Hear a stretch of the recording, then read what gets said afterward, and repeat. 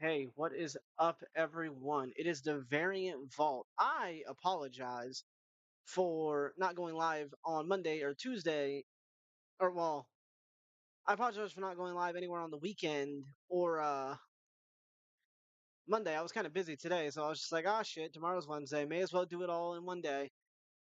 Uh, so yeah, give me like a few seconds and we'll get right into this. Gotta pull stuff up. We're gonna be starting with Marvel this time around. And as I always say in every stream, I'm the Variant Vault, so I'll be helping you do your comics of the week. But yeah, let's get started. We got Uncanny X-Men number 17 with 4 variant covers. Eh, they're okay. I mean, the 1 in 25 is alright, and the 1 in 50 isn't terrible. I do like the 1 in 50, but I just like the 1 in 50 because there's no text on it. I think the textless comics tend to look better, but I do like the original. I do fuck with the original one a whole lot more than like the variants. Then we got Ultimate Spider-Man Incursion number 2 with 4 variants. All right, the 1 in 25 is cool. The 1 in 100 is all right.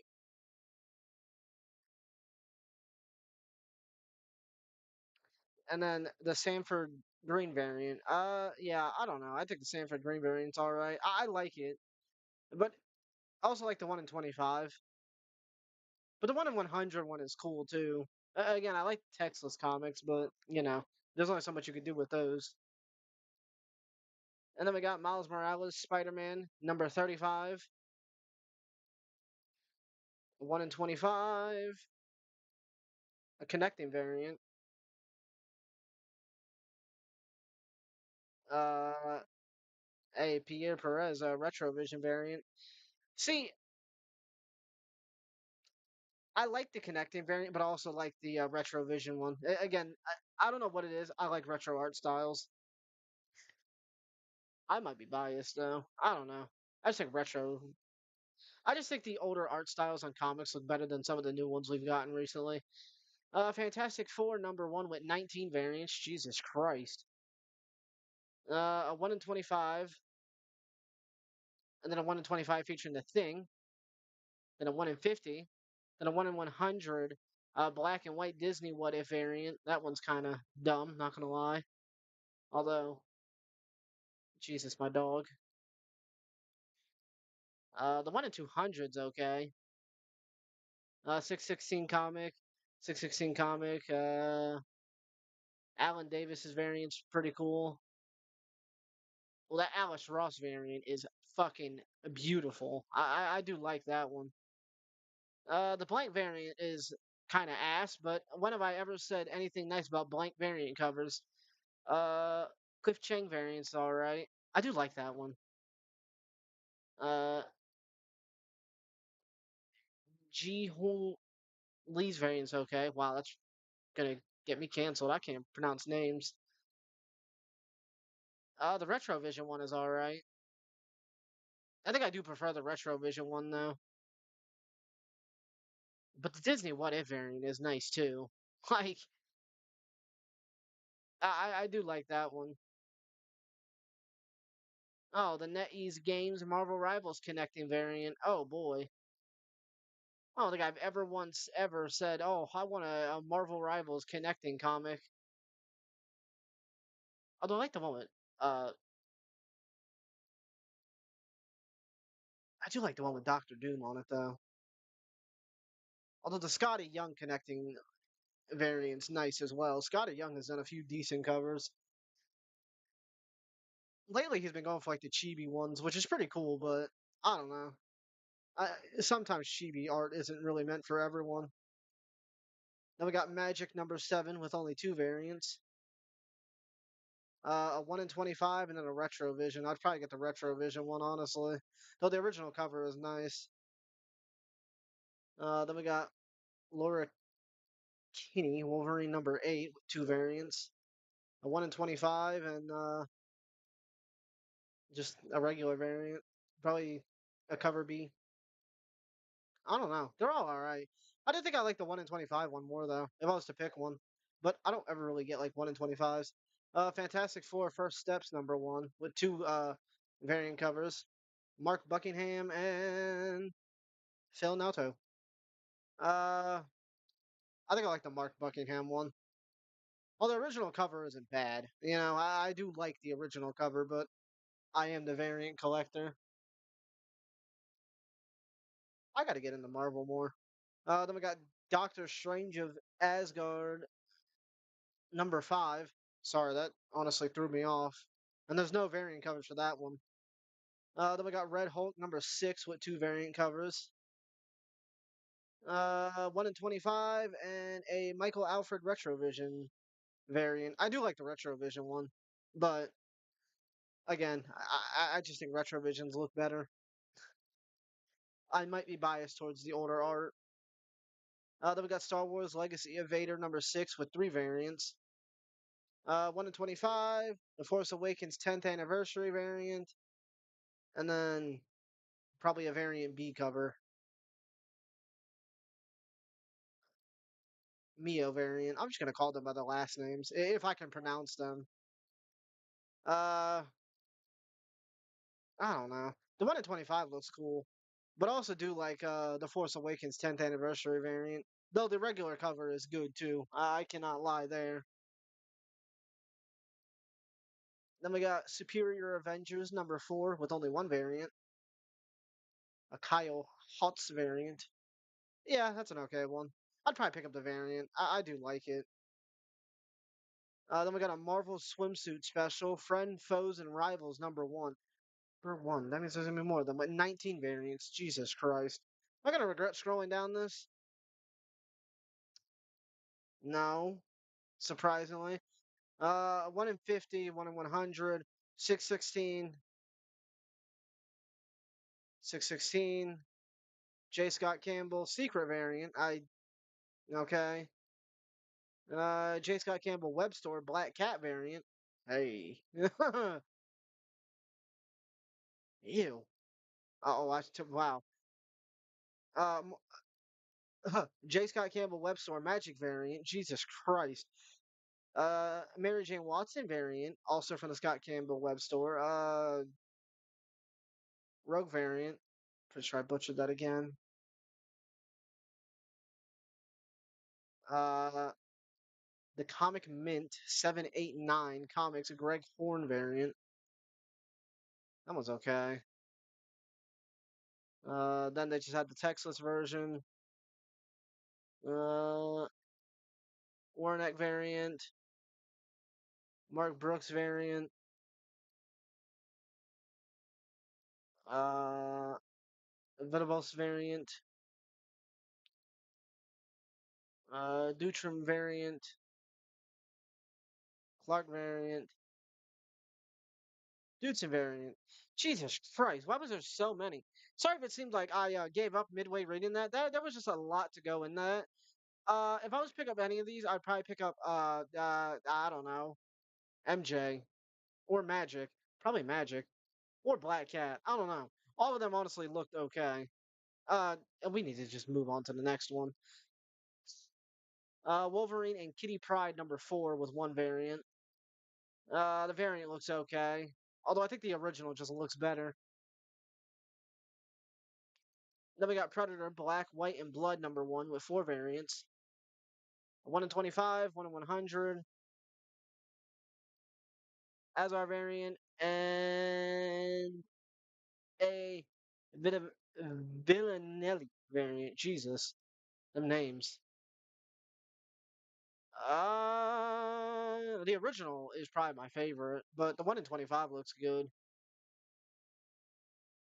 The 1 in 100 does too, but like again, in order to get the 1 in 25 or 1 in 100, you would have to hope your comic book store actually orders enough to actually get them. It's Jeff Infinity Paul's #1. Okay. I mean, I don't know what to say anymore. It's Jeff the Shark. Sorry, that swimsuit variant shit threw me out of the loop. Jesus. I mean, it's Jeff the Shark though. You can't go wrong with it. Then we got Fantastic Four #7, Fast Mile Edition. That's what's up. That's probably like a fucking a $3,000 book. Astonishing X-Men Infinity comic number 28. Marvel Knights: The World to Come number 1, second printing. Fantastic Four number 7, Fast Smile edition foil variant. The Amazing Spider-Man Infinity Comics number 34. The Amazing Spider-Man number 4, second printing. Daredevil Cold Day in Hell number 2, second printing. Again, if you have not read Daredevil Cold Day in Hell, I recommend it. It is the best Daredevil story, in my opinion. Predator vs. Spider Man number 2, second printing. The Amazing Spider Man number 4, second printing, 1 in 25 variant.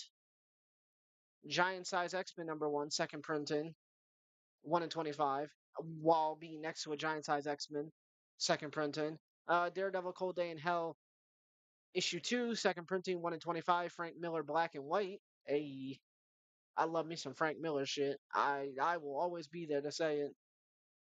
Fantastic Four number 7, Fast Mile edition, 1 in 25 variant cover, looked alright. Marvel Knights, The World to Come number 1, second printing, 1 in 25. And Predator vs. Spider Man number 2, second printing, 1 in 25. Okay, now let's go into their trade paperbacks, because I'm sure Marvel has cooked. Alright, we got Psylocke volume number 1 Guardian trade paperback for $17.99, so $8. And it collects Psylocke 2024, 1 through 5, 120 pages, $18. To me, that's not bad. I mean, I don't know. I don't know much about Psylocke. She's always been like cool, but I don't know if the 2024 series was good. But I feel like the amount of pages in that for the price was not all that. Sentinels Necessary Monsters trade paperback, $18. It's collecting Sentinels. What the fuck? I can't speak. Sentinels 2024 1 through 5. 120 pages. Honestly, doesn't sound terrible. I would probably still wait for a sale on both of those so far. Like the prices that they want on them are kind of eh. I mean, it's a trade paperback, so it's not terrible, but you know. Then we got Star Wars Ewok trade paperback. Hey, what is that collecting? Collecting Star Wars Ewok 2020, 2024, 1 through 4. 112 pages for $18. Yeah, see what I mean? You could do way better and probably hold out and catch that on sale. Even if it goes down to like 15 or even lower, that's better than paying $18 for 112 pages. And I mean, if you're a Star Wars fan, cool, you know, I could totally see someone buying that. But to me, that's just a little high. Then we got Deadpool Epic Collections Agent X trade paperback for $55. Jesus Christ. I mean, I know the Epic collections, you know, they tend to collect more. And I've actually saw an Epic collection out in public yesterday. It was a Silver Surfer, and it was pretty cool. Oh, this is volume 7. It collects Deadpool 65 to 69 and Agent X 1 to 15, 496 pages for $55. I feel like that's not terrible. Like I actually feel like that is really good. But again, you could probably catch that one on sale as well. But you know, there's probably a Deadpool fan out there that'll end up buying that day one, and hey, more power to you. Then we got Conquest 2099 trade paperback for $18. Yeah, this is about to be probably like 2 pages with its price. Kidding. Probably about 112 though. Oh, I was wrong. 136. Oh, let me stop talking smack. It collects Conquest 2099 1 through 5, 136 pages for $18. Yeah, I feel like that's not bad pages to price count. Although I don't know anything about Conquest, so I can't speak on that. Then we got Micronauts Epic Collection, the original Marvel years. They came from Inner Space trade paperback for $50. You know, I was actually eyeing this one. I don't know why I was eyeing it, but it honestly just seems kind of cool. And it collects Micronauts 1 through 20 and annual number 1. and it's volume one. So I mean, if they end up doing more, now would be like the ideal time to jump on it. 456 pages, $50 though. That's not bad. I actually do like the Marvel Epic collections. They're pretty they're pretty nice. And then let's see the hardcovers. All right, we got the Amazing Spider-Man by David Machini and Mark Bagley, Omnibus Volume 2 hardcover. And then we have the DM edition. So I guess we're gonna look at just this one because it's the same damn thing. And it's $125 because it's an omnibus. It's volume 2. And it collects Amazing Spider-Man 1963, 376 to 393, Amazing Spider-Man Annual 1964, number 27 to 28, Webs of Spider-Man 1985, 101 to 103, 112 Spider-Man 1990, 35 to 57, and number 45 Spectacular Spider-Man 1976, 201, 203 to 211 to Amazing Spider-Man Ash Can Edition 1994, number 1 Venom Lethal Protector 1993, and 126 material from Spider-Man Unlimited 1993 and 1 and 2. $125 for 1,028 pages. You know, that's not terrible. And plus, Mark Bagley is actually really good. So, you know, that alone right there is a reason to buy it. But again, I always tell people to hold off on buying omnibuses because I'm like, yeah, you could definitely get them on sale. Like, even if you go to like organic price books, which normally is the ideal way to buy omnis, honestly.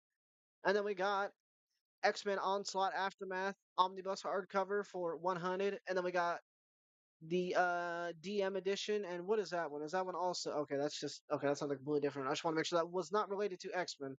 Okay. Let's see what it is collecting. It is collecting Uncanny X-Men 1981, 338 to 340, Uncanny X-Men Annual 96 to 97, X-Men 1991, 56, 58 to 61, X-Men Annual 97, X-Men Unlimited 1993, 12 through 15, X Factor 1986, 130 Magneto 1996, 1 through 4 XSE 1996, 1 through 4 Beast 1997, 1 to 3 Juggernaut 1997, and one material from Marvel Holiday Special 1996, number 1. It's 848 pages for $100. Yeah. Use organic price books when that one comes out. I'm gonna be completely honest. I could understand if it was 1,000, then yeah, you'd be technically making your money back, but yeah. And then we got Marvel Studios Captain America Brave New World, The Art of the Movie hardcover for 100. I mean, hey, if you like art books, you're gonna like this one. It's $100 for 224 pages. I'm gonna be completely honest with you. Anyone that buys that, yeah, I'm gonna keep that comment to myself. Just don't. How about that? Oh God, actually highlighted the damn page. Yeah, yeah, art books. I don't know. I feel like $100 for 224 pages is absolutely ridiculous. But yeah, that was everything Marvel had to offer. I mean, hey, they had a few cool things, mostly in their hardcovers this time around. Well, and the Micronauts and the trade paperbacks, but they're singles this time around. I mean, I still think Marvel is out publishing DC by a long shot. But to be fair, DC has kind of like fallen back and started doing more like trade paperbacks and omnibuses instead of singles, which works for me, honestly. But yeah, there was a few cool things from Marvel. I'm gonna end the stream here. I'm gonna start a new one like right away because I gotta cover DC and Image. So yeah, you'll see me again in like 3 minutes, less than that.